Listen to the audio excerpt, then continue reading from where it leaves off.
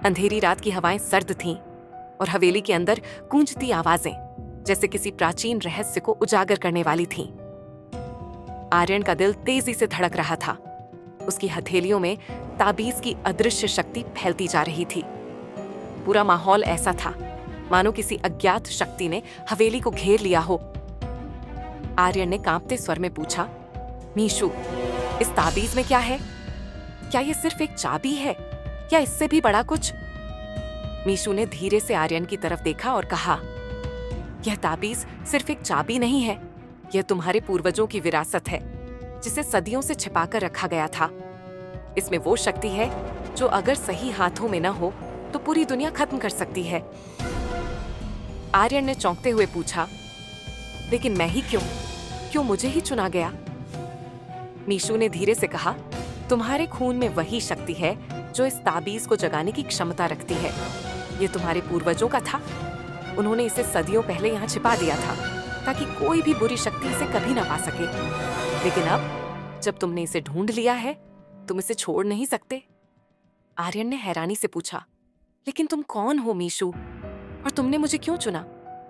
मीशु के चेहरे पर एक उदास मुस्कान आई और उसने कहा, मैं भी कभी एक इंसान था। सदियों पहले मैं भी तुम्हारी तरह इस ताबीज की खोज में था, पर मैं असफल रहा। मेरी आत्मा इसी हवेली में फंस गई और अब मैं इसे पूरा नहीं कर सकता। मैं तुम्हें इसलिए चुनता हूं क्योंकि तुम में वो हिम्मत है जो मुझ में नहीं थी। आर्यन के दिल में डर का साया और गहराने लगा। हवेली के अंधेरे में हलचल बढ़ने लगी थी।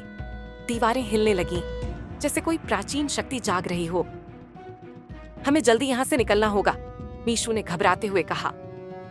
तुमने ताबीज की शक्ति को जगा दिया है और अब वो शक्ति तुम्हारा पीछा करेगी। आर्यन ने बिना समय गंवाए ताबीज को अपनी गले में डाल लिया और दोनों तेजी से हवेली से बाहर की ओर भागे। पीछे छूटती हवेली अब और भी भयानक लगने लगी थी, जैसे उसकी दीवारों में छिपी परछाइयां जीवित हो गई हों और आर्यन का पीछा कर रही हों। हवेली से बाहर आकर आर्यन ने गहरी सांस ली, पर उसके मन में एक अजीब सी बेचैनी थी। क्या उसने सही किया या यह ताबीज उसके जीवन का सबसे बड़ा गलती बनने वाला था? मीशु ने उसकी ओर देखा। उसकी आवाज गहरी और गंभीर थी। आर्यन, इस ताबीज का असली रहस्य अभी खुला नहीं है।